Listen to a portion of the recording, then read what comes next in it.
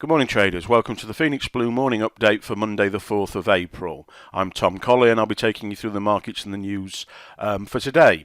Focus today, inevitably, on the USD following the non-farm payroll data that came out on Friday, and that's where we'll start.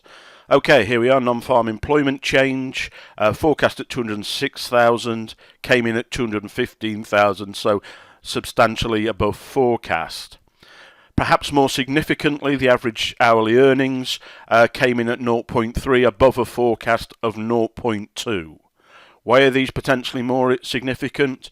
Well, to a certain extent, they might be considered that they describe the quality of the jobs being created, but also earnings increases will help with inflation, or will be a significant effect on inflation, which is what every economy in the world is currently trying to drive.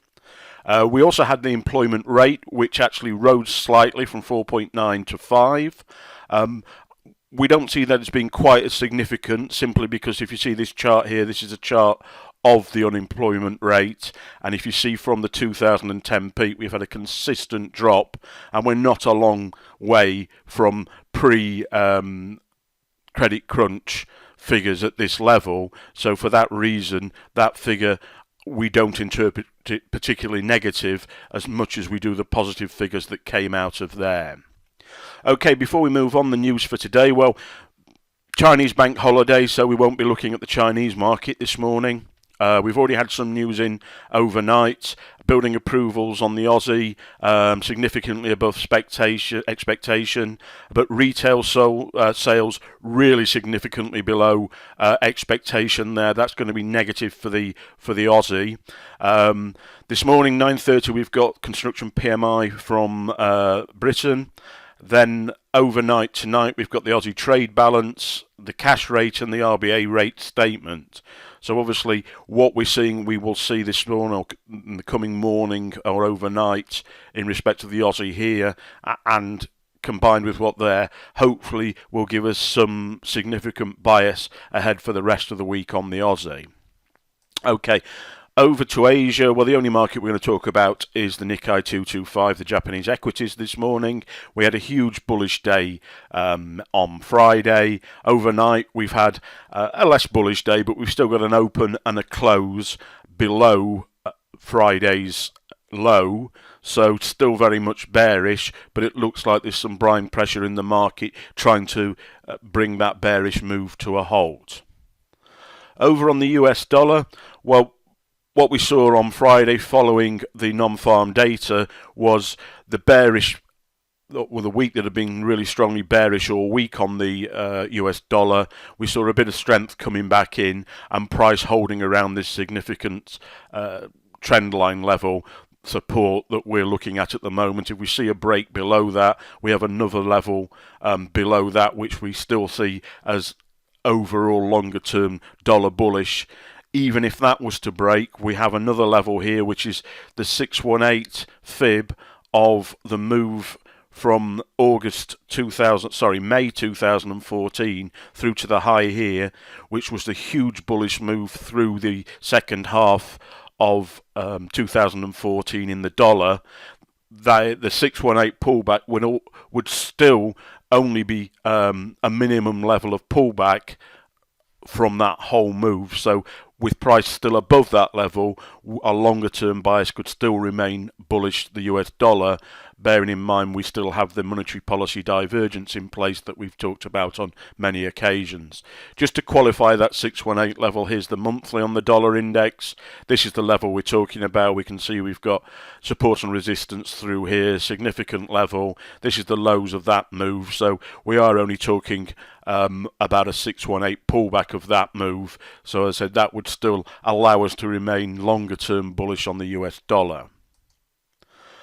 Over on the yen, the US dollar JPY, we've been buying these lows consistently over the last couple of months. We'll continue to do that. We started buying because we believed we would see Bank of Japan intervention at these levels, simply because at this initial level we were at significant levels on almost all the JPY pairs. So we bought again at this level, we bought again at this level.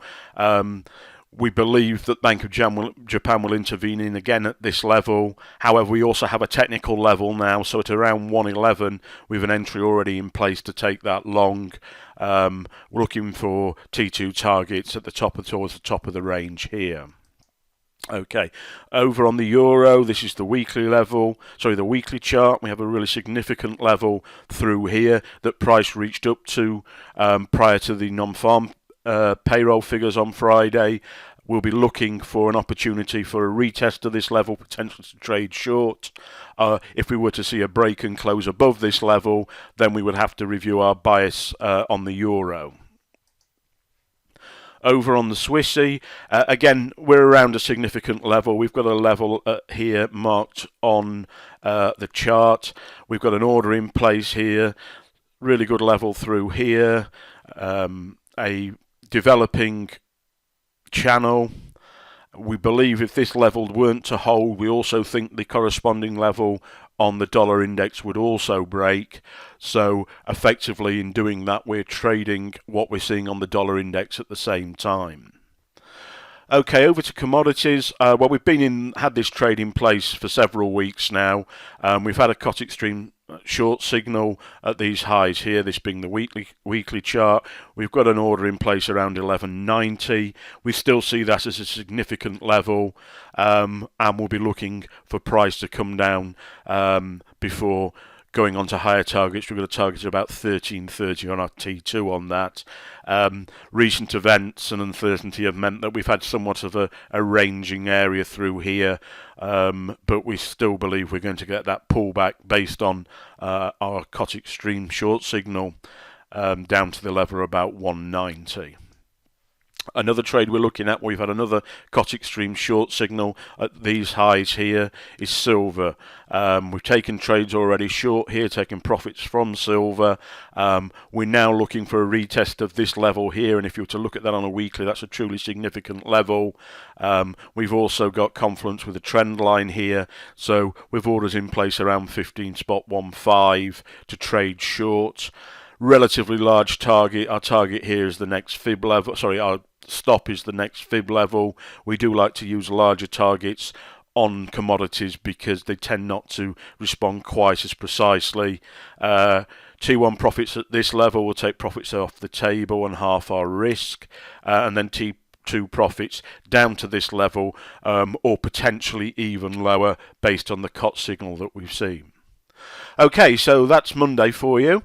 If you're interested in the way we trade with clean charts, you want to buy and sell with the banks, look at fundamentals, be able to trade the commitment of traders analysis, please get in touch with us. You can speak to anybody or contact anybody on info@phoenixblue.co.uk.